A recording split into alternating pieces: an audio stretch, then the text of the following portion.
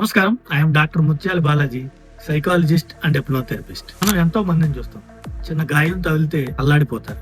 బాడీలో ఏదైనా చిన్న భాగం డామేజ్ అయితే నా జీవితం అయిపోయిందని డిసప్పాయింట్ అయిపోతారు. నేనేమీ సాధించలేనని కుంగిపోతారు. కానీ జీన్ డావెన్స్కీ బాబీ అనే వ్యక్తి తన బాడీ అంతా కూడా బంధించబడింది. కానీ తన సంకల్పంతో ఒక పుస్తకాన్ని రాసి ప్రపంచానికి ఆశ్చర్యపరిచాడు.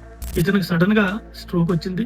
హాస్పిటల్లో జాయిన్ అయ్యాడు. 20 రోజులు కోమాలో ఉన్నాడు. కళ్ళు తెరిచి చూస్తే 2 కాళ్ళు, 2 చేతులు, బాడీలో ఏ భాగం కూడా పనిచేయలేదు. కేవలం తన ఎడమ కనురెప్ప మాత్రమే కదులుతుంది. ఒకసారి ఐ బ్లింక్ చేస్తే ఏ అని, రెండోసారి మూవ్ చేస్తే బి అని, 3 సార్లు మూవ్ చేస్తే సి అని, 4 టైమ్స్ మూవ్ చేస్తే డి అని, 26 టైమ్స్ చేస్తే జెడ్ అని తన అసిస్టెంట్ కి చెప్పడం జరిగింది. తన ఐ బ్లింక్ తో డిక్టేట్ చేసేవాడు తన అసిస్టెంట్, తన ఆలోచనల్ని రాసేవాళ్ళు. ఇలా ప్రతిరోజు 4 గంటలు శ్రమించి 10 నెలల పాటు నిరంతరంగా అంతరాయం లేకుండా కష్టపడ్డారు.